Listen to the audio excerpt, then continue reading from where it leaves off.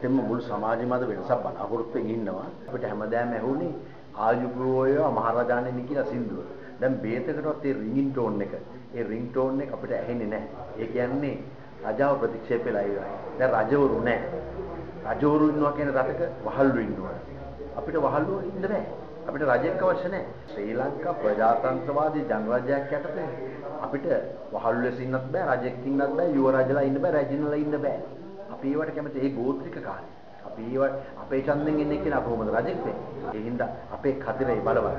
ආණ්ඩුව විසින් තමයි අපිට ආයුධ ලබා දෙන්නේ. මොකද කුරුණෑගල ප්‍රදේශයේ අපේ කලාකාරවරුන් පහර දීම ගැන හිතලා බලද්දී මේක අලුයට තිබුණු ගිනි පුපුර වගේ තමයි මෙච්චර කල් තිබුණේ. අද ඒක ඉහළට ඇවිල්ලා, උඩට ඇවිල්ලා මුළු කලාකරුවන් සියලු දෙනාම මේ පහර දුන්න කලාකරුවන් ගැන තැවෙමින් වෙනසක් බලාපොරොත්තුෙන් ඉදිරියට ඇවිල්ලා තියෙනවා. ඒක බොහොම හොඳ තත්ත්වයක් හැටියට මම හිතනවා.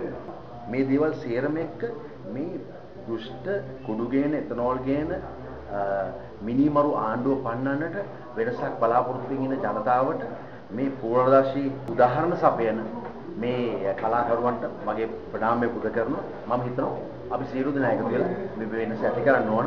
මොකද 2005 බලයට ආපු මේ ඒකාධිපති රජය මේ රජා දුන් පොරොන්දු කිසිවක් ඉෂ්ට කරේ නැහැ. ටීම් වර්ක් එකක් හැටියට දුන්නු යුද්ධේ පූර්ණ ප්‍රශංසාව ඔහු නතු කරගෙන ඔහු හොරකම් කරන ලයිසන් එකක් හැටියට යුද්ධ පාවිච්චි කරලා තියෙනවා. ඉතින් ඒකත් එක්ක අද කෝටි ගණන් මුදල් නාස් වෙමින් අද ඉන්දියන් සාගරේ චීන දූපතක් හැටියට අද ලංකාව පත් වෙලා තියෙනවා. ඉතින් සැබෑ වෙනසක් අවශ්‍යමයි. මෛත්‍රී පාලනයක් අවශ්‍යමයි. අපි සියලු දෙනා සියලුම කලාකරුවන් බහුතරයක් මේ ව්‍යායාමයට එකතු වෙලා මෛත්‍රී පාලනයක් සමග එක්ව වෙනවා කියලා කියනවා.